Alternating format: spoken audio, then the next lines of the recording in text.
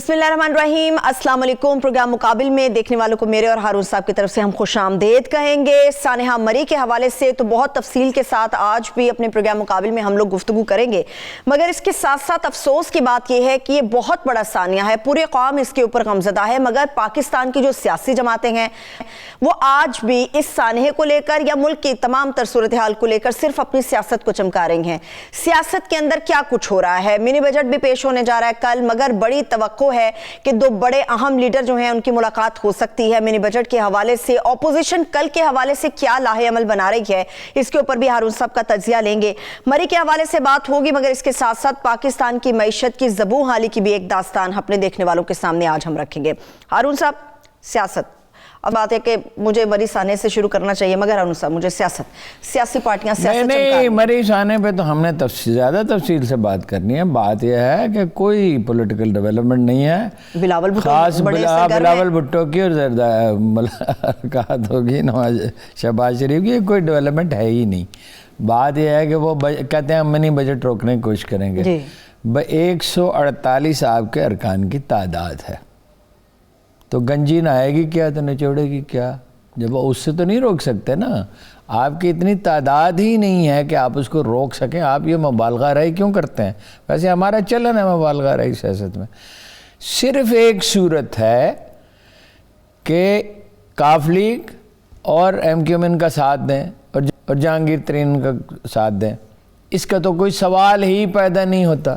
جو کام انہیں کرنا چاہیے وہ یہ ہے کہ وہ ٹف ٹائم دیں، تجاویز دیں، دباؤ ڈالیں، مگر کام کرنے کے لیے تو محنت کرنی پڑتی ہے کہ متبادل تجاویز پیش کریں کہ آپ نے جو اگریمنٹ کیا ہے ایم آئی ایف کے ساتھ وہ ٹھیک نہیں ہے، اس کی بجائے یہ متبادل۔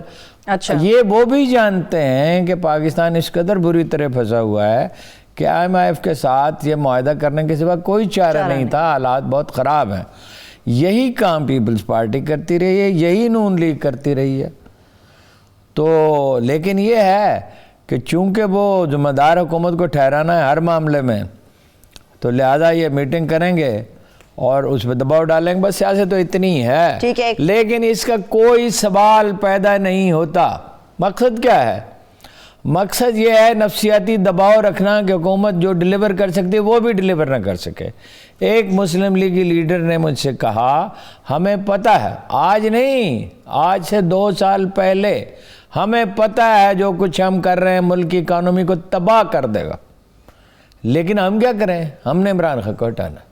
ٹھیک ہے، چلیے ایک سوال مجھے اس پہ کرنا، پھر آگے چلتی ہوں۔ آپ نے کہا متبادل دیں، محنت تو یہ کر نہیں رہے، اگر متبادل دیتے ہیں تو کیا تحریک انصاف سننے کو تیار ہے؟ حکومت سننے کو یا ماننے کو تیار ہے ان کی تجاویز؟ حکومت، اگر میں ایک متبادل تجویز پیش کرتا ہوں، ہم پروگرام کا خاکہ بنا رہے ہیں اور آپ ایک مجھے متبادل تجویز پیش کریں یا عدنان عادل صاحب پیش کریں، اگر میں نہیں مانتا تو میں حماقت کا ارتکاب کروں گا اور اس کی سزا پاؤں گا۔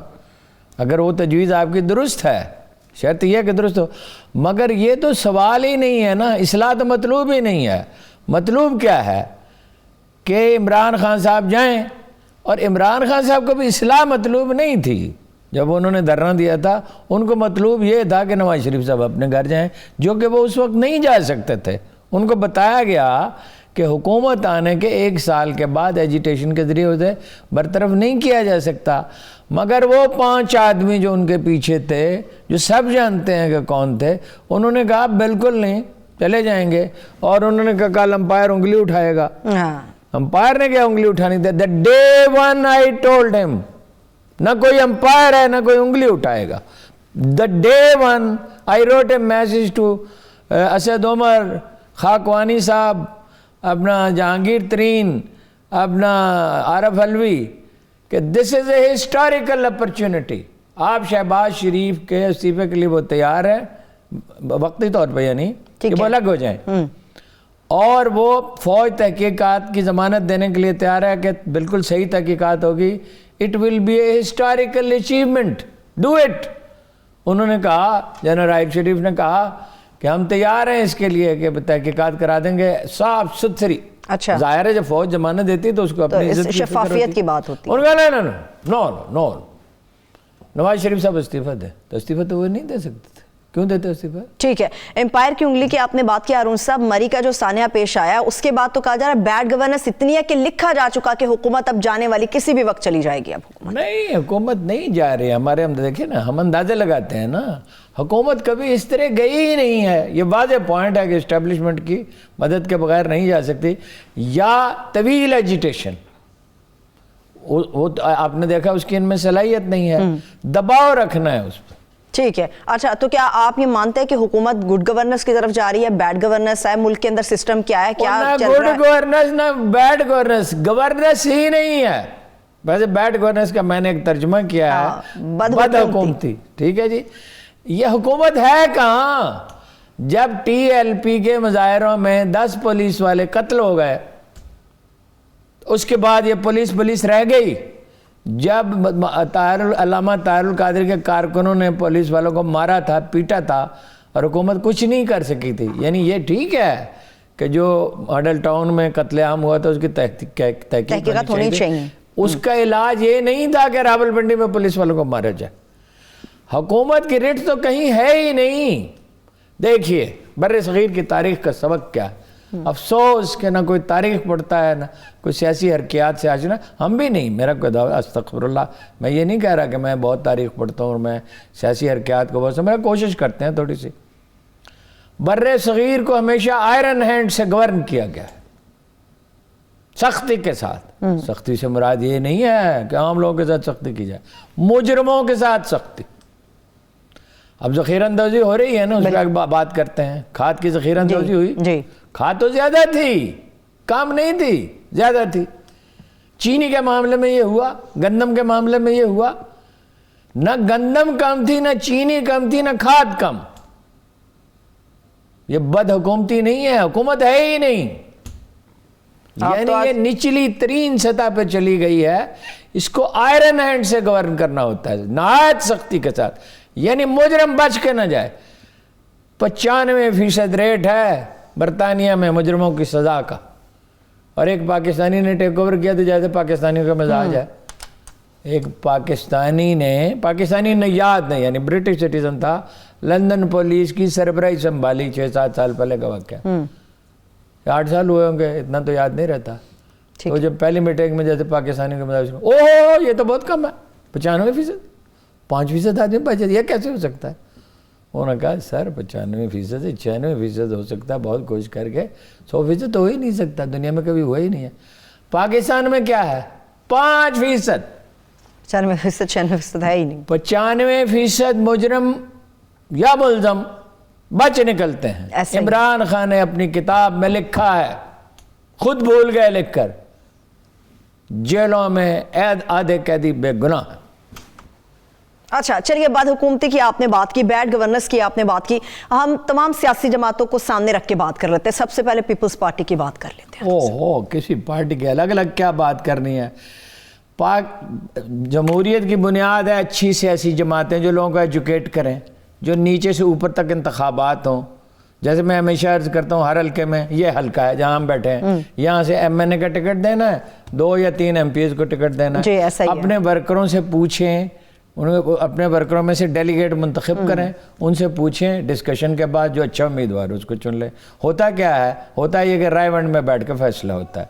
اب آ جائیں پیپلز پارٹی پہ، انہوں نے وہ اعلان کر چکے ہیں زرداری صاحب، ٹکٹ میں دوں گا. جب لوگ بلاول کی طرف متوجہ ہوئے نا، تو وہ ابا تو ڈسکارڈ ہو گئے، بدنام ہو گئے.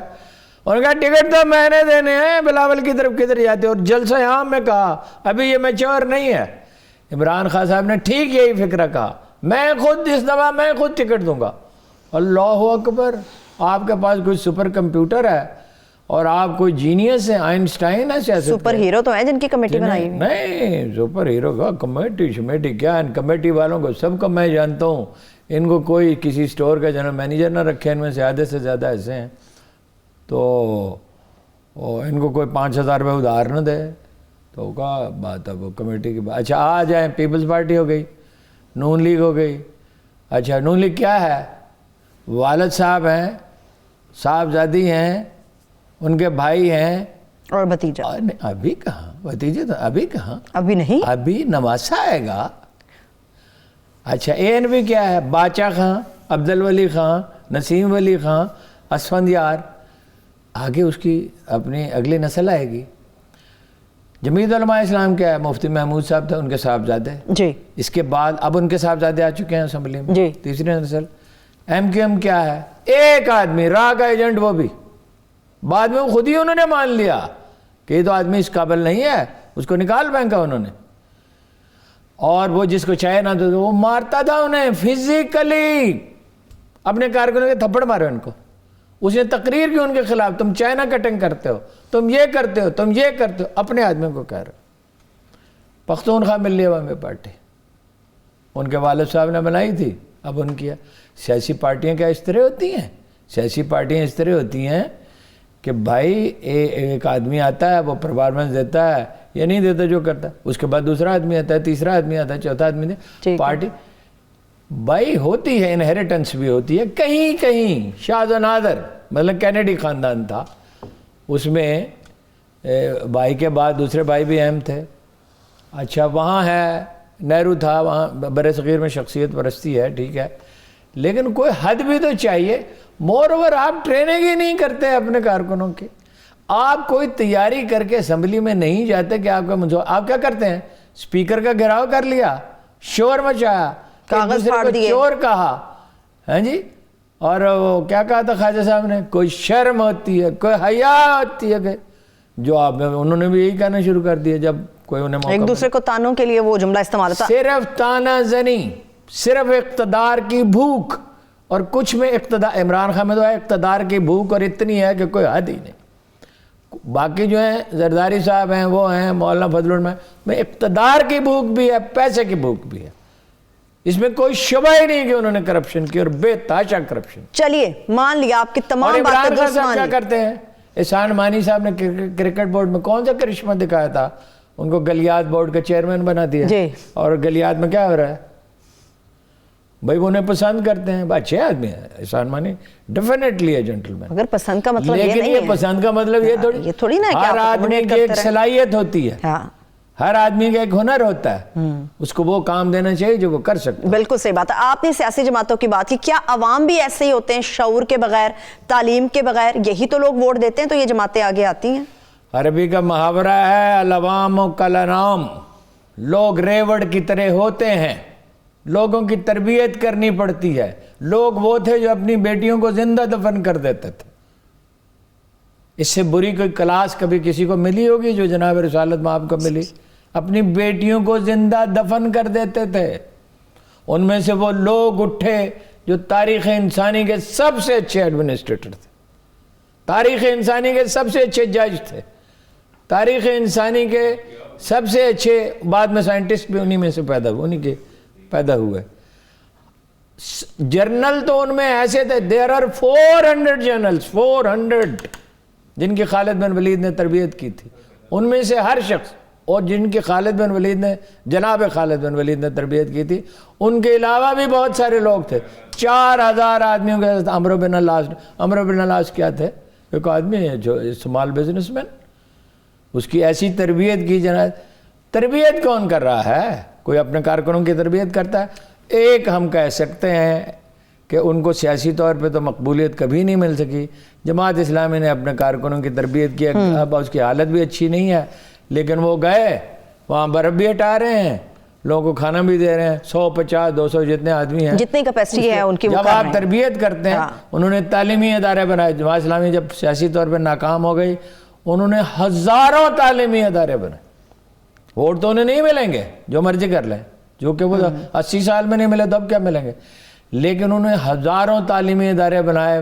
میرے اندازے مطابق 3-4 ہزار ہیں کہ جس میں بچوں کو پڑھا رہے ہیں. کچھ کام تو کر رہے ہیں، ویلفیئر کا کام کرتے ہیں. ٹھیک ہے. آپ نے بچوں کو پڑھانے کی اور تربیت کی بات کی. ارون صاحب، بلاول بھٹو زرداری پیپلز پارٹی آئندہ اقتدار کا خواب دیکھ رہی ہے، مگر سکولوں کی حالت وہاں پر کیا ہے؟ تربیت تو ہے نہیں، بچوں کو شعور تو مل نہیں رہا. اور کیا حالت؟ کسی 1500 گو سکول ہیں، ان کا وزیر تعلیم کہتا ہے ہمارے 1 لاکھ ٹیچر ایسے ہیں جو خود پڑھ لکھ نہیں سکتے. ہارون صاحب استاد کیسے بن گئے اگر پڑھ لکھ نہیں سکتے؟ یہ ان کا وزیر تعلیم کہتا ہے. سندھ میں ہزاروں ایسے نوجوان ہیں جو اپنا نام روانی سے نہیں لکھ سکتے، ان کے پاس میٹرک کی ڈگری ہے. میں آپ سے کہہ رہا ہوں، چیلنج کر رہا ہوں، ہزاروں ایسے نوجوان ہیں اردو کا ایک فقرہ، نام شاید لکھ لیں، اردو کا ایک فقرہ روانی سے نہیں لکھ سکتے، یا سندھی کا، ضروری نہیں ہے کہ اردو میں، سندھی میں تعلیم ہوتی ہے بہت سے مضامین کی جس میں کوئی حرج نہیں ہے، مطلب یہ ہے کہ لوکل زبانوں کو میں تعلیم دینا اچھا ہے، میں تو اس کا قائل ہوں کہ یہاں بھی پنجابی میں ہونی چاہیے، پرائمری تک ہونی چاہیے، بالکل ہونی چاہیے۔ ہاں، اور جو کہ اپنی مادری زبان میں آدمی تیزی سے سیکھتا ہے۔ یہ تو ویسے بڑی تباہ کن ہے، اگر پیپلز پارٹی آ گیا ہارون صاحب تو چاروں صوبوں میں یہ صورتحال ہو جائے گی، چاروں پانچوں میں ہر پیپلز پارٹی آ ہی نہیں سکتی، آپ کو فکر مند ہے کہ کہاں سے آئے گی؟ زرداری صاحب ملاقات کیوں کر رہے تھے؟ وہ گنجی نہ آئے گی کیا، نہ چھوڑے گی کیا؟ وہ زیادہ سے زیادہ ان کے 35-40 MN ہو جائیں گے، 50 ہو جائیں گے۔ وہ تو بھیک مانگ رہے ہیں اسٹیبلشمنٹ میں کہ سرائے کی بڑا، اور اس سے بھیک مانگ رہے ہیں جہانگیر ترین سے، وہ کہاں سے آ جائیں گے؟ تو یہ دعوے بھی تو کر رہے ہیں کہ 27 فروری کا لانگ مارچ ہمارا یادگار ہوگا۔ آپ کو اتنی دفعہ ایک فکرہ کہا، دعویٰ باطل ہوتا ہے، دعویٰ تو کرنا ہم کو کا شیوا ہے۔ کوئی کمپیٹنٹ آئنسٹائن کا کوئی دعویٰ نہیں تھا۔ دیکھو آئنسٹائن کے ساتھ نام لکھا جاتا ہے، شیخ اللہ رب والجم لکھا جاتا ہے، یہاں ہمارے محلے کے مولوی کے ساتھ لکھا جاتا ہے۔ یورپ میں، امریکہ میں کوئی لکھتا ہے اپنے نام کے ساتھ القابات؟ یہاں آپ نے دیکھا پوسٹر لگے ہوتے ہیں، پہلے اس کے بعد ایسے ایسے خطابات۔ ہاں جی، چلیے ٹھیک ہے، چلیے، یعنی کہ بد حکومتی ہر جگہ پر ہے، جو خواب دیکھ رہے ہیں جن سیاسی جماعتوں کی آپ نے بات کی ہے، اور یہ ایک دن میں پیدا نہیں ہوئی، یہ گریجولی اس میں اضافہ ہوا۔ لیکن افسوس کہ FBI ہے، یہ پولیس ہے، یہ عدلیہ، 120ویں نمبر پہ عدلیہ پاکستان، آپ پھر ڈیٹیل بتائیں نا اس کی ساری۔ 120ویں نمبر پہ، پولیس شاید 160ویں نمبر پہ ہو۔ اچھا بھائی، کہیں سے آغاز کار تو کرتے نا، بگننگ تو کرتے نا، یعنی یہ تو نہیں ہو سکتا تھا کہ 70 سال میں جو خرابیاں پیدا ہوئی تھیں وہ آنے واحد میں کر دیتے۔ اگر جو وہ کہتے رہے 3 مہینے میں کرپشن ختم، 90 دن دے دیں بس، انہوں نے کہا تھا پہلے 100 دن بڑے اہم ہیں، 100 دن میں چلیے 3 مہینے 100 مہینے 100 دن۔ لیکن انہوں نے کہا تھا دا ڈے 1 بلڈوزر گرا رہے ہوں گے گورنر ہاؤس کی دیواریں، ایسا ہی ہے، ڈے 1 یہ کہتا ہے، یہ مجھے اچھی طرح یاد ہے۔ ٹھیک ہے، نہیں ہو سکتا، کوئی بات نہیں، انسان غلطیاں کرتے ہیں۔ ہم اس بات پہ 50 لاکھ مکان بنائیں گے، کروڑ نوکریاں دیں گے، ٹھیک ہے، وہ آنے کے بعد ہونی چاہیے تھا، جائزہ لینے کے بعد کہتے پہلے بھائی میں نے آپ سے وعدہ کیا تھا، میں نے جائزہ لیا ہے، یہ اندازے درست نہیں تھے، میں معذرت چاہتا ہوں۔ اس کو گریجولی کریں گے، آہستہ آہستہ پولیس ریفارمز کریں گے، عدلیہ کی ریفارمز کریں گے، سول سروس میں خرابی بہت ہو چکی ہے، اس کو ٹھیک کریں گے۔ FBI میں جہاں 10,000 ارب روپے ٹیکس جمع ہونا چاہیے 4,000 جمع ہو رہا ہے، آدھی اکانومی جو ہے وہ کالا بلیک ہے، ہاں جی، اور ڈاکومنٹڈ نہیں ہے۔ یہ گریجولی ہوگا، میری مدد کریں، اور شروع کر دیتے۔ اللہ تعالیٰ تو ایک ذرہ خلوص بھی ظاہر نہیں کرتا۔ Perfect person for a perfect job, Usman Buzdar صاحب کے موضوع آدمی پرفیکٹ نہیں، موضوع آدمی پرفیکٹ آدمی کہاں ملتے ہیں؟ موضوع آدمی پرفیکٹ تو رب کریم کی ذات ہے، لیکن ہارون صاحب جب عثمان بزدار جیسے لوگ رکھیں گے تو پھر ایسے ہی حالات ہوں گے گورنرز کے حوالے سے۔ میرے خیال ہے اس کا نام لینا ہمیں چھوڑ دینا چاہیے۔ ہماری کلاس میں ایک لڑکا تھا، it was one of the 10 best schools in Pakistan، آپ کو بڑا یاد ہے، including East Pakistan، جس اسکول میں پڑھا ہوں۔ اچھا، تو وہ he was the only boy جو ہوم ورک نہیں کرتا تھا، مطلب میں آپ کو کہتا ہوں one of the 10 best schools، جس کے کوئی تقریباً 40% لڑکے اسکالرشپ لیتے تھے، تقریباً 80% لڑکے فرسٹ ڈویژن لیتے تھے، اور وہ بچہ جس میں کبھی کوئی فیل، وہ ایک آدمی تھا ڈیٹ، وہ نہیں کرتا تھا، تو اس کو مار پڑتی تھی، اس زمانے تو مار پڑتی تھی۔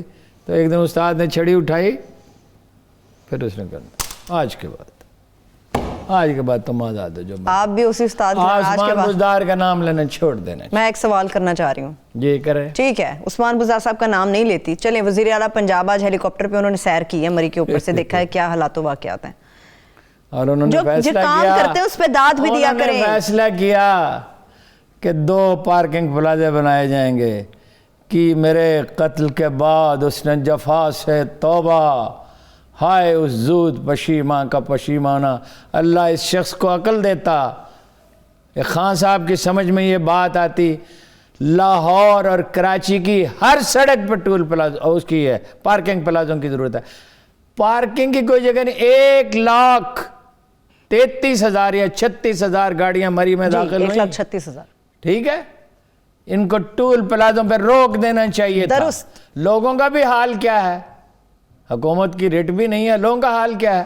او بھائی آپ کو بتایا جا رہا ہے وہاں جگہ نہیں ہے, آپ جا رہے ہیں, پولیس سے لڑ رہے ہیں, تاجر احتجاج کر رہے ہیں, ہمارا کاروبار کا مندہ ہو جائے گا, اور کہہ رہے ہیں ہم نے بڑی مدد. صداقت عباسی, اتنی جرت وہ کو خدا کو منہ دکھانا ہے. 3,000 روپے کار کو دھکا دینے کے لے رہے تھے, 5,000 روپے بھی لے رہے تھے. ایک انڈا 500 روپے کا, 500 روپے کا ایک انڈا.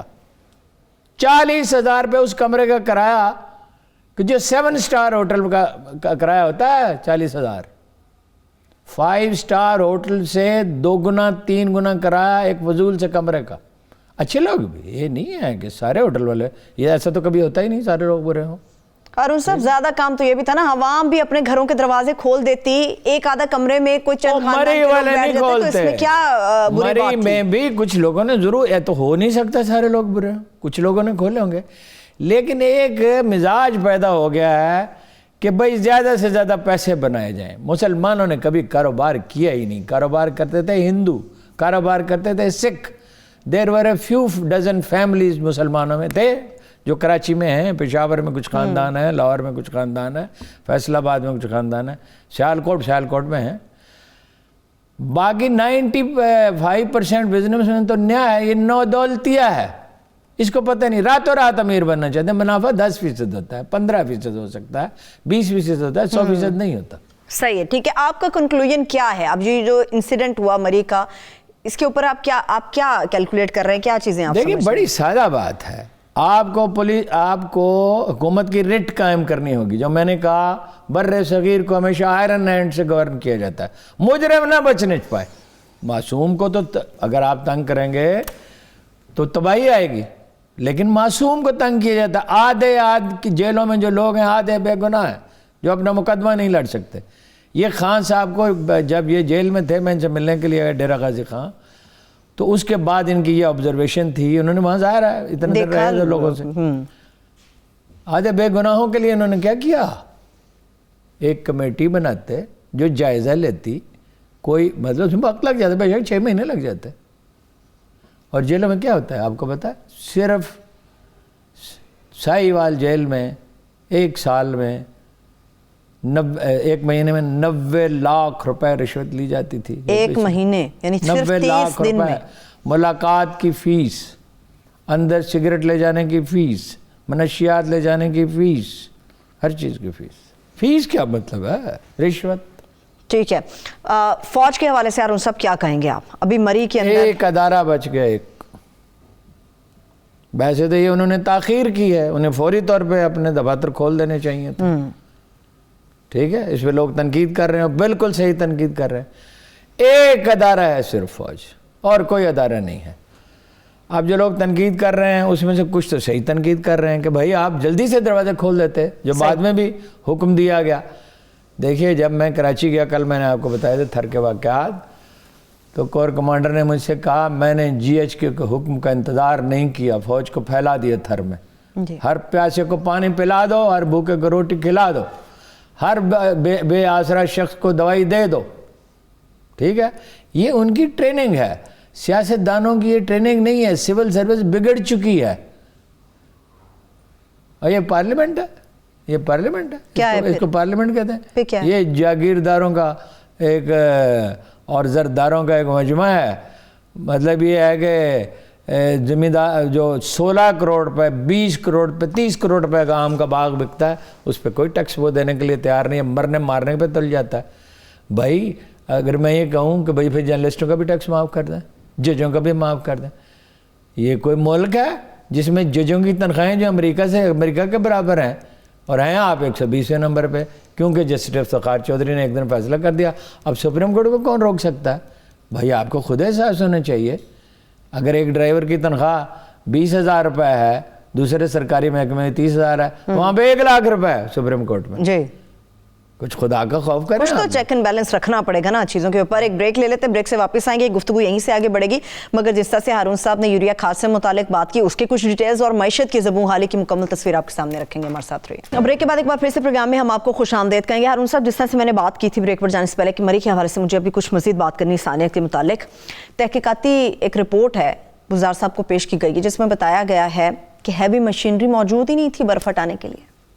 हैवी मशीनरी नहीं थी, सड़कों की मरम्मत नहीं हुई 2 साल से नहीं हुई थी। हाँ, तो ठीक है, बिल्कुल सही है। इसलिए देखिए, पंजाब गवर्न नहीं हो सकता, ये साहब तो खैर बिल्कुल ही नहीं कर सकते। द मोस्ट कॉम्पिटेंट आदमी भी 12 करोड़ के सूबे को गवर्न नहीं कर सकता। आपको लगता है रैशनलाइज करें? इसके 3 हिस्से करने चाहिए। अच्छा, रैशनलाइज करना है इसको। देखिए ना, बात यह है, एक आदमी और 12 करोड़ की आबादी, ये दुनिया में कहाँ है? जहाँ है अगर कहीं तो नाकाम है। तो करते क्या? भाई वो 5-6 सूबे मेरे सामने बन गए अफगानिस्तान के, 6 नहीं 6-7 और बन गए, 29 थे, वो 36-37 बन गए। छोटे सूबे जो है वो गवर्नरेबल होते हैं। तो सड़कों की मरम्मत तो कहीं भी नहीं हो रही। मैं देही इलाकों में जब जाता हूँ तो सड़कें इसके उधर टूटी फूटी हैं, कोई हाथ नहीं। तो बड़े शहरों में सड़कें हैं। ठीक है, आप वो शहबाज गिल साहब वो तो ये बात करते हैं कि बर्फ़ के हवाले से आप क्या बात करते हैं? गवर्नर हाउस के बाद 10 फीट के करीब है बर्फ़ पड़ी हुई है अभी भी। वैसे रिपोर्ट में 4 फीट। शहबाज गिल वहाँ क्या करने गए हैं? लोगों को बचाने। शेख साहब भी तो गए हैं। उसने क्या बचाना? नहीं, शेख साहब तो वज़ीर दाखिला ने जाने चाहिए था। शहबाज गिल वहाँ क्या करने गया? 4 फुट बर्फ़ गिरी थी और इस वक्त 1.5 फुट है गवर्नर हाउस के सामने। बाकी जो है ना वो 6 फुट उसने पल्ले से डाल दी है। हाँ, वैसे रिपोर्ट में भी 4 फुट ही आया है कि 7 जनवरी को पल्ले से डाल दी। उसका कोई काम नहीं था कि वहाँ जाता। उसका काम है मुखालफिन की मजम्मत करना, उन पर तबर्रा करना। जैसे तलाल चौधरी का काम है मुखालफिन की मजम्मत और तबर्रा, उसके मुकाबले पे पहलवान लाया गया। अपना काम करे, उसका मरी में उसने क्या करना? और उन सब किसी की खिदमत को तस्लीम भी किया उसने करें। क्या खिदमत करनी है? उसको पता है, उसको खिदमत के मानी मालूम नहीं है। आगे चले, हमने बहुत से मौज़ूआत पे बात कर रही है। ठीक है अरुण साहब, ठीक है, मईशत की बात कर लेते हैं। वैसे चलें, मरी के हवाले से इंशाल्लाह ताला फिर बात करेंगे तफसील से। मईशत के हवाले से अरुण साहब, यूरिया खाद के बड़ा इंपॉर्टेंट ये इशू है। आपको मैंने याद होगा बताया था कि खुसरो बख्तियार साहब ने भी कुछ दिन पहले प्रेस कॉन्फ्रेंस की। उन्होंने कहा जी ज़ख़ीरा अंदोज़ी हो गई है, इस वजह से हमें चाइना से मंगवानी पड़ रही है। वो क्या खुसरो बख्तियार बेचारे ने कौन सा इंकशाफ किया है? मैं आपको फिगर्स बता देता हूँ। 63 लाख टन पैदा होती है। अच्छा, एवरेज इस्तेमाल है पिछले 3 साल का 60 लाख टन, तो 3 लाख टन फालतू है। हाँ।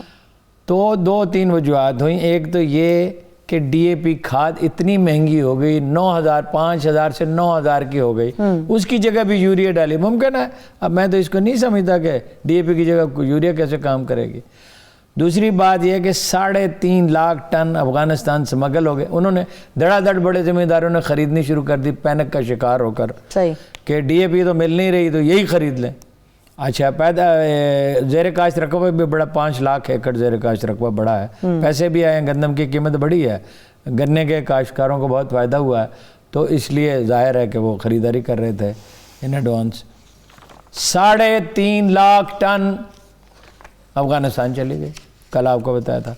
आज लगा लिया मैंने उसका हिसाब, 9,000 रुपये फ़ी अपना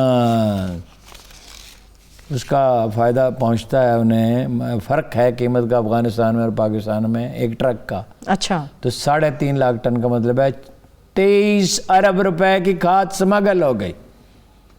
अब हम अपना ज़र मुबादला खर्च करके बाहर से मंगवाएंगे। बाहर से मंगवा, बाहर चीन है और गालबन ब्राज़ील है, और तो कोई बड़े पैमाने पे एक्सपोर्ट नहीं करता जी। अब हमने टेंडर दिया, उसका दुनिया में से कहीं जवाब ही नहीं आया। तो अब चीन में बवाई हो गई है, काश्त हो गई है। अब उन्होंने कहा 1 लाख टन रायती कीमत पे आपको दे देंगे, 50,000 टन आ जाएगी। जी जी। जब वो 50,000 टन आ जाएगी, जिन्होंने ज़ख़ीरा अंदोज़ी की हुई है वो निकालेंगे बाहर। अगले महीने 42,000 टन फालतू होगी, उससे अगले महीने 44,000 टन, उससे अगले महीने 82,000 टन फालतू होगी। बदहुकूमती। बदहुकूमती। अच्छा, वो अपना करें, छापे मारें। छापे कौन मार रहे? Civil service. वो तो अपने घर में बैठे हुए आराम से सिविल सर्विस वाले। वज़ीरों का एक काम है, टॉक शो में जाएं, शोर मचाएं, इल्ज़ामात लगाएं, झूठ बोलें, और अपोजिशन वालों का काम है उनसे बढ़ के झूठ बोलें। یہ تو ان کا کام ہے ٹاک شو میں جانا، ان کا کام ہے پوائنٹ سکورنگ، کام تو کرتا کوئی نہیں. جو وزیر کرتا ہے مطلب مراد سعید ویسے تو چیختا چلاتا بہت ہے اور اس میں کوئی وقار نہیں ہے، لیکن وہ اس کی وزارت میں کام ہوتا ہے تو فگر سے ثابت ہوتا ہے کہ اس نے کام کیا ہے. ٹھیک ہے، جو کرنا چاہتا ہے. آپ کا خیال ہے شاہ فرمان کام کرے گا؟ شاہ فرمان باتیں کرے گا. آپ کا خیال ہے کہ عمران اسماعیل کام کرے گا؟ کام نہیں کرے گا، باتیں کرے گا. یہ سارے ایسے لوگ ہیں، میجارٹی ان کی ایسی ہے جو صرف باتیں کر سکتے ہیں. یہ معاشرے کا کچرا ہے سیاست میں جو کچھ ہے. یہ کنفیوشس سے لے کے آج تک ہر دانا آدمی نے یہ کہا ہے کہ جب شریف لوگ گھروں میں بیٹھ جائیں گے ان پہ معاشرے کے بدترین لوگ حکومت کریں گے. یہ پولیٹیکل پارٹیوں کا معاشرے کا کچرا بھرا ہوا. ٹھیک ہے ہارون اور اس کے ذمہ دار ہم سب ہیں. یہ تو میں پہلے بھی کہتی ہوں، ہم سب کیا ہم یہ نہیں کر اس بات سکتے کے کہ الیکشن کے دن اور کچھ نہیں کر سکتے تو اپنے گھروں میں ہی بیٹھ جائیں؟ صرف 5% ووٹ کاسٹ ہوں، 10% کاسٹ ہوں تو بالکل تبدیلی کی راہ ہموار ہو جائے گی. درست بات ہے، بالکل ٹھیک ہے. لیکن ہارون صاحب یہ یوریا کھاد کے حوالے سے جو بات چل رہی ہے کہ درآمد کی جائے گی، عام کسان اس پہ بڑا پریشان ہے. حکومت چاہے جتنا بھی ریٹ اپنا فکس کرتی رہے. دیکھیں نا وقتی طور پر یہی ہو سکتا ہے. اصل مسئلے کا حل تو یہ ہے کہ چھاپے مارے جائیں اور یہ قانون بنایا جائے کہ جو چھاپے میں، میرا خیال یہی ہے قانون، چھاپے میں جو پکڑی جائے گی وہ واپس نہیں ملے گی، اس کو وہ بانٹ دی جائے گی. ٹھیک ہے، ہونا یہ چاہیے حکومتی تحویل میں آئے اس کو تقسیم کر دیا. ڈپٹی کمشنر ہوتا تھا، اس کی ذمہ داری ہوتی تھی. اب کوئی ذمہ دار ہے ہی نہیں. اب مری پہ بیان کون دے رہا ہے؟ صداقت عباسی. صداقت عباسی کا تعارف کیا ہے؟ ایک پٹواری کا بھانجا ہے. یہ اس کا کل تعارف. ٹھیک ہے ہارون صاحب، اسی لیے تو کہتے ہیں کہ میجسٹریسی نظام جو تھا بڑا زبردست تھا. اس قسم کے معاملات آپ اس نہیں سے ہو پاتے بہتر تھے. نظام لا سکتے تھے. دنیا میں سول سروس کے تصورات بدل گئے ہیں. محکمہ صحت کو ڈاکٹر چلائیں، ٹھیک ہے. محکمہ زراعت کو خاص ٹرینڈ لوگ جو زراعت کو سمجھتے ہیں وہ چلائیں، ٹھیک ہے. FBR کے لیے الگ سے. یہ جو CSS کر کے آتے ہیں یہ نظام اب دنیا میں نہیں چل سکتا. دنیا پیچیدہ ہو گئی ہے. لیکن آپ نے پہلے نظام کو بدل ڈالا، بلدیاتی ادارے بنائے نہیں. زرداری صاحب تو ڈٹرمنٹ ہے نا کہ سندھ برباد ہوتا ہے تو ہو جائے جو مرضی ہو، وہ بلدیاتی ادارے نے. آپ نے پچھلے نظام کو بدل ڈالا اور نیا نظام آپ لائے نہیں. صحیح ہے. اور وطیرہ تو یہ ہے کہ کوئی ایک وزیر کسی جگہ فٹ نہیں ہوتا اسے دوسری جگہ فٹ کر دیتے ہیں. وطیرہ تو یہ ہے. کیا اس نے جب برباد کر کے رکھ دیا وزارت صحت کو تو عامر کیانی کو پارٹی کا سیکرٹری جنرل بنا دیا. صحیح ہے. اور سب ایک خدشہ یہ کہ اگر کسان کو وقت پہ یوریا کھاد نہیں ملی تو 3 بار پرائسز بڑھی ہیں، 3 بار دواؤں کی 3 بار. اور اب 160 ارب کی سبسڈی اٹھا لی. بعض کی قیمتیں جو ہیں اور ڈریب میں جرائم پیشہ لوگ بیٹھے ہیں. میں مافیا کہتا رہا ہوں، اب میں تھک گیا ہوں. جرائم پیشہ لوگ بیٹھے ہیں اور ڈاکٹر فیصل وی آل نو از اے جنٹل مین، لیکن وہ مافیا ادھر کا ادھر ہی ہے اور وہ سارے جرائم کر رہا ہے اور ڈاکٹر فیصل کے کانوں پہ جوں نہیں رکھتی. 20 دفعہ ہم پوائنٹ آؤٹ کر چکے ہیں. 20 دفعہ وہ اپنا لوگ فارماسیوٹیکل انڈسٹریز کے لوگ بریف کیس میں پیسے ڈال کے لے جاتے ہیں اور جو چاہتے ہیں کرتے ہیں. جعلی دواؤں کا تناسب پاکستان میں اتنا زیادہ ہو گیا ہے جس کی کوئی حد نہیں ہے اور پرائسز بے شمار بڑھی ہیں. اور ہارون صاحب یہ کوئی پاکستان تحریک انصاف کی حکومت نہیں، جتنی بھی حکومتیں وہ ساری کی ساری جرائم پیشہ افراد سے ڈرتی ہیں. ہاں ڈرائیو اس لیے تو کچھ نہیں کر پاتی پہلے سے. مگر ہم خان صاحب کو کس لیے لائے تھے کہ وہ جرائم پیشہ وہیں کے وہیں رہے؟ نہیں، ہائی کورٹ نے روک دیا، کابینہ نے نکال دیا، آدمی وہیں بیٹھا ہے تنخواہ لے رہا ہے. آگے چلیں. ایک سوال ہارون صاحب یوریا کھاد سے متعلق جو میں نے پوچھا آپ نے جواب نہیں دیا. خدشہ ظاہر کیا جا رہا ہے کہ گندم کا بحران پیدا ہو جائے گا اگر یوریا کھاد کسان کو بر وقت نہیں ملتی. نہیں، گندم کا بحران اس لیے نہیں ہوگا، ایک تو بارشیں بر وقت ہو گئی 3 دن سے ہو رہی ہیں. دوسرا یہ ہے کہ یوریا پہنچ جائے گی، جب پہنچے گی 50,000 ٹن جلدی تو اس کے نتیجے میں جو ذخیرہ اندوزی کی گئی وہ باہر نہیں، انشاءاللہ کوئی کرائسس نہیں. ٹھیک ہے. ایک معیشت کے اوپر ایک بڑا عام سوال جس پہ مجھے کچھ اعتراض بھی ہارون صاحب، ہر بار پوری قوم کے اوپر یہ احسان کیوں آتا ہے کہ صرف کراچی ہے جو پورے پاکستان کو پالتا ہے؟ نہیں، ہمیشہ یہ بات کی جاتی ہے. وہ اپنا کراچی میں جو لوگ احتجاج کر رہے ہیں، احتجاج میں تو وہ برحق ہیں. جماعت اسلامی احتجاج کر رہی ہے اور بہت شدید احتجاج کر رہے ہیں اپنے مصطفیٰ کمال، لیکن یہ فکرہ نہیں کہنا چاہیے. اس کی وجہ یہ ہے وہ مبالغہ آرائی ہماری قوم کا مزاج ہے. وہ اس لیے کہ 80% ٹیکس تو کمپنیاں دیتی ہیں ٹھیک ہے. درست بات ہے. تو وہ کمپنی کا ہیڈ کوارٹر کراچی میں ہے. کراچی میں ہے. ٹھیک ہے نا. کاروبار تو ان کا پنجاب میں ہے, میجارٹی تو پنجاب میں ہے, سندھ میں بھی ہے, دیہی سندھ میں بھی ہے, پختونخوا میں بھی ہے, بلوچستان میں بھی ہے.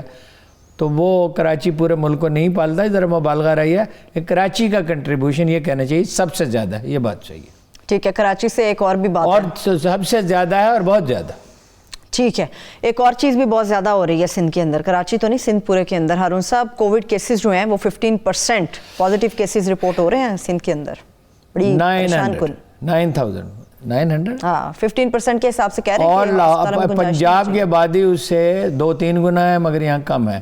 یہاں جو کیا وہ پروگرام شروع کیا ہے, reach every home programme, Punjab میں یہ ہو رہا ہے. کرونا میں پنجاب میں اچھا فائٹ کیا, اس کی تعریف کرنی چاہیے. کرونا کو اوورآل حکومت نے اچھا فائٹ کیا, اس کی تعریف کرنی چاہیے. تو اب دیکھیے کتنے کیس رپورٹ ہوئے ہیں, کوئی 1.5 کروڑ کے قریب پچھلے ہفتے رپورٹ ہوئے ہیں, جو یعنی دسمبر میں, اور نومبر میں تھے اس سے آدھے, اور کوئی 30 کروڑ آدمی سے متاثر ہو چکے. یہاں ہمارے ہاں 0 تک چلا گیا تھا ریٹ, بڑی اچھی بڑی کامیابی تھی. اب جناب تعداد بڑھ رہی ہے. ہاں جی, شروع ہو گیا. اور یہ بازاروں میں, مساجد میں, گھروں میں, ہر جگہ. میں تو حجام کی دکان پہ جاتا ہوں, 2 لے کے جاتا ہوں, ایک اپنے لیے, ایک اس کے لیے. ٹھیک ہے, جتنا بچت ہو سکتا ہے. ہر جگہ لوگ ماسک لوگوں نے چھوڑ دیا ہے. اور مجھے اندیشہ, اللہ کرے میرا اندازہ غلط ہو, 3-4 مہینے کے بعد صورتحال ایگزیکٹلی وہی ہوگی جو پچھلے سال تھی. اور اسی طرح 8-9 بلین 10 بلین ڈالر ہمارے ضائع ہوں گے, اور مہنگائی کی ایک اور لہر آئے گی. مگر اس قوم کو کون سمجھائے؟ یہ مطلب یہ ماسک میں نہیں پہنوں گا اور بیمار ہو جاؤں گا تو گالیاں حکومت کو دوں گا. صحیح. ٹھیک ہے, ہر چیز کے مودے الزام حکومت کو نہیں ٹھہرایا جا سکتا. حکومت نے تو جن حالات میں اس بیوروکریسی کے ساتھ, اور ان مطلب یہ ہے کہ جو حکومت کے کل پرزے ہیں, جو کہ کیا ان کے بارے میں کہا, مزید کہنے کے لیے کوئی لفظ باقی بچا نہیں ہے. تو اس کے باوجود کرونا کا تو اچھا فائٹ کیا, اس میں تو کوئی شبہ نہیں. لیکن اگر عام لوگ احتیاط ہی نہیں کریں گے اور دکانوں کے پچھلے دروازے کھول کے سودا بیچتے رہیں گے, ہاں بیچتے رہیں گے. اور یہ کل میرے کمرے میں ایک آدمی آیا, اس نے یوں ماسک پہنا ہوا تھا, یوں. میں نے کہا ذرا اوپر کر لیجئے. ہاں جی, میں نے اسے پوچھا جراثیم کہاں سے آتے ہیں؟ اس نے کہا منہ سے. میں نے کہا ناک سے بھی آتے ہیں, ناک سے سانس تو یہ ہماری قوم ہے, یہ ہم نے اس کو تعلیم دی ہے. ٹھیک ہے ہارون صاحب, خطرے کی بات یہ ہے کہ ڈیلٹا اور اومیکرون ویریئنٹ کا امتزاج, کئی ایسے ملک ہیں جہاں پر یہ سامنے آ گیا, اور کہا جا رہا ہے کہ ویریئنٹ جو اومیکرون کا ہے کراچی کے اندر بھی 87% تک وہ پہنچ چکا ہے. تو یہ پاکستان کے اندر بھی ہو سکتا ہے. میں نے آپ کو بہت پہلے بتا دیا تھا. اب یہ دونوں ایک ساتھ ملیں گے ہارون صاحب تو مشکل اور زیادہ ظاہر ہے مشکل ہوگی, اور احتیاطی تدابیر نہیں کریں گے تو روئیں پھر. جو قوم پرہیز کرنے کے لیے, اللہ کے رسول نے کیا بتایا, Who was the most scientific person in the human history? اللہ کے رسول کہا کہ سب سے زیادہ علم کس کے پاس تھا؟ تو آسمانوں سے علم آتا تھا, فرشتہ آتا تھا. ٹھیک ہے, بھائی کوڑی کے ساتھ ایک نیزے کا فاصلہ رکھو. ٹھیک ہے, یہی اصول ہے. اللہ کے رسول نے جو طریقہ بتایا, صدقہ دو, کسی مریض کا صدقے سے بہتر علاج نہیں ہو سکتا. اپنا دعا کے پڑھو 40 مرتبہ لا الہ الا انت سبحانک انی کنت من الظالمین. اور وبا کی دعا وہ ہے جو ہم بتا چکے ہیں. اب جو یاد جو کرنا چاہتے تھے وہ میرا خیال ہے سب کر چکے ہیں. اور بہترین پرہیز کرو اور بہترین علاج کرو.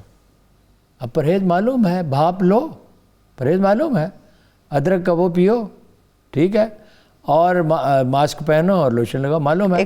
اب آپ کرنا نہیں چاہتے تو پھر حکومت کو الزام نہیں دیا جا سکتا. تو اس کا کیا پھل معلوم ہے, اگلے ہفتے میں بتا دوں گا کہ یہ پھل, یہ سبزیاں کھانی چاہیے, یہ کرنا چاہیے, تو اس سے مریض جلد شفایاب ہوتے ہیں. لیکن آپ مرض میں مبتلا ہی کیوں ہوتے ہیں جی؟ درست بات. اور پھر الزام ہم حکومت کے سر پہ لگا دیتے ہیں. 95 یہ ماسک خرید لیں, 3 خرید لیں, N95, یہ تو بالکل سادہ والا ماسک ہے, 3 خرید لیں, ٹھیک ہے, اور اس کو دھو کے استعمال کرتے رہیں. آپ کے 300 روپے خرچ ہوں گے, اور ہمیشہ کے لیے آپ محفوظ ہیں. چلیے اس کے ساتھ ہی بریک پر چلتے ہیں. بریک سے واپس آئیں گے. ہارون صاحب نے بھی کچھ معیشت کی چیزیں ہمارے سامنے رکھی, مگر بریک سے واپس آ کر معیشت کے حوالے سے تفصیل سے بات کریں گے. مزید ہمارے ساتھ رہیے. بریک کے بعد ایک بار پھر سے پروگرام میں ہم آپ کو خوش آمدید کہیں گے. معیشت کی مکمل تصویر کا خاکہ کھینچنے کے لیے عدنان عادل صاحب ایک مرتبہ پھر ہمارے ساتھ موجود ہے. بہت شکریہ عدنان عادل صاحب. عدنان عادل صاحب, حکومت تو معیشت کی بہتری کے دعوے کر رہی ہے, کیا واقعی یہ حقیقت ہے یا فسانہ ہے؟ اور کل منی بجٹ کے حوالے سے بڑی اہم ملاقات ہونے جا رہی, کیا دیکھ رہے ہیں آپ آئندہ آنے والے دنوں میں کیا ہوگا معیشت کے حوالے سے؟ اشاریہ کیا کہتے ہیں؟ دیکھیے اس میں تو کوئی شک نہیں ہے کہ اشاریے اچھے بھی ہیں اور کچھ اشاریے اچھے نہیں بھی ہیں. مثلاً یہ کہ ترقی کی شرح تیز ہو گئی ہے, اور آپ بینکوں کے اعداد و شمار دیکھیے تو پچھلے سال 2021 میں ان کے ڈپازٹس میں 4,25,000 ارب روپے کا اضافہ ہوا. یعنی لوگوں کے پاس آمدنی ہوئی, پیسہ آیا تو بینکوں کے ڈپازٹس بڑھ گئے. اور اس مالی سال میں یعنی جون سے دسمبر تک جو لوگوں نے پرائیویٹ سیکٹر نے قرضہ لیا اس میں 5 گنا اضافہ ہوا پچھلے سال مالی سال کی نسبت, اسی عرصے کے مقابلہ کیا جائے. تو اس کا مطلب ہے کہ کاروبار میں وسعت آ رہی ہے, ترقی کی شرح تیز ہو رہی ہے. تو یہ تو اچھے انڈیکیٹرز ہیں اور کمپنیوں کے منافع بڑھ رہے ہیں. لیکن ایک مصیبت یہ ہے کہ ہماری معیشت کا سٹرکچر ایسا ہے کہ اگر گروتھ تیز ہوتی ہے تو تجارتی خسارہ بڑھ جاتا ہے, کیونکہ ڈیمانڈ بڑھتی ہے, باہر سے چیزیں زیادہ امپورٹ ہوتی ہیں, ایکسپورٹ ہم کم کرتے ہیں, تو پھر زر مبادلہ کا بحران پیدا ہو جاتا ہے. پہلے حکومت نے جب زر مبادلہ کے بحران کو کم کیا تو گروتھ سلو ہو گئی تھی. اب گروتھ تیز ہوئی ہے تو زر مبادلہ کا بحران پھر سے سر اٹھا رہا ہے. تو ابھی جو 6 مہینے ہیں جو ابھی اس مالی سال کے گزر چکے ہیں اس میں 25 ارب ڈالر کا تجارتی خسارہ ہے. یعنی سال ختم ہونے پہ یہ 45 سے 50 ارب ڈالر کا ہوگا. جو ہمارے اوورسیز پاکستانیز ہیں وہ کوئی 30 ارب ڈالر بھیج دیں گے, تو 50 میں سے 30 نکال دیں, باقی 20 ارب ڈالر کہاں سے آئیں گے؟ یہ جو شارٹیج ہے پھر حکومت کو IMF کے پاس جانا اس کی مجبوری ہے. یہ پاکستان میں 22ویں مرتبہ ایسا ہے کہ ہم IMF سے قرض لے رہے ہیں. ہر حکومت لیتی ہے, چاہے زرداری صاحب کی ہو, نواز شریف کی ہو, بے نظیر کی ہو, معین قریشی کی ہو, ضیاء الحق کی ہو, بھٹو کی ہو, ایوب خان کی ہو, سب نے IMF سے قرضہ لیا. پاکستان کی معیشت کا سٹرکچر ایسا ہے. لیکن جب اپوزیشن میں ہوتے ہیں تو اس کی مخالفت کرتے ہیں, جیسے اب پیپلز پارٹی بھی کر رہی ہے اور نون لیگ بھی کر رہی ہے, اور اب وہ میٹنگ کر رہے ہیں کہ اس کے خلاف ووٹ دیں, اس کو کامیاب نہ ہونے دیں. مگر ملک کے لیے ضروری ہے کہ IMF کی جو شرط ہے وہ مانی جائے. یہ جو تجاویز ہیں منی بجٹ جس کو کہا گیا ہے اس کو منظور کیا جائے. ملک کا مفاد اسی میں ہے کیونکہ ہمارا تجارتی خسارہ بہت زیادہ ہے. صاحب تجارتی خسارے کو دور کیسے کرنا چاہیے, کیسے دور کیا جائے اس تجارتی خسارے کو؟ کون سی تبدیلیاں سٹرکچر میں ضروری ہیں؟ 10-12 سال تک تو نہیں ہو سکتا. ہمیں بڑے پیمانے پہ انڈسٹریلائزیشن کرنی پڑے گی. جیسے ہم نے ایٹم بم بنایا, میزائل بنائے, اس طرح ہمیں انڈسٹری لگانی پڑے گی. اگر ہم 10-15 سال تک معافی چاہتا ہوں, ڈاکومنٹیشن کریں, کالا دھن سفید ہو اور ٹیکس پورا وصول کریں تو بالکل ٹھیک ہو جائے گا. اس سے آپ ایگری نہیں کرتے؟ ہاں ٹیکس بھی وصول ہو, لیکن زر مبادلہ کا جو بحران ہے وہ بھی صحیح ہے, اس سے حکومت کا بجٹ جو ہے بیلنس ہوگا. مگر یہ جو باہر سے امپورٹ زیادہ ہوتی ہے اور ایکسپورٹ کم ہوتی ہے, اس کے لیے ڈالرز نہ منگوائیں نا زر مبادلہ یہ قیمتی ٹیلی فون نہ منگوائیں, یہ کتوں کے لیے خوراک نہ منگوائیں, چاکلیٹ نہ منگوائیں اتنی, اور دودھ جو ہے پاکستان دنیا کا سب سے زیادہ دودھ پیدا کرنے والے ملکوں میں سے ہے, تو نہ منگوائیں دودھ, خشک دودھ یہاں بندوبست کریں. شارٹ ٹرم تو نہیں ہو سکتا, مگر یہ کہ 1.5 سال میں تو یہ ہو ہی سکتی ہے. پلاننگ تو کر ہی سکتے ہیں. نہیں 10-12 سال لگیں گے اگر پلاننگ کریں. 1-2 سال میں کسی کے چلیے 10-12 سال کا یہاں آغاز تو ہو. یہ لوگوں کو بیوقوف بنانے کی کوشش کرتے. ٹھیک ہے, ہاں آغاز ہونا چاہیے, انڈسٹریلائزیشن ہو بہت بڑے پیمانے پہ, یہی اس کا حل ہے.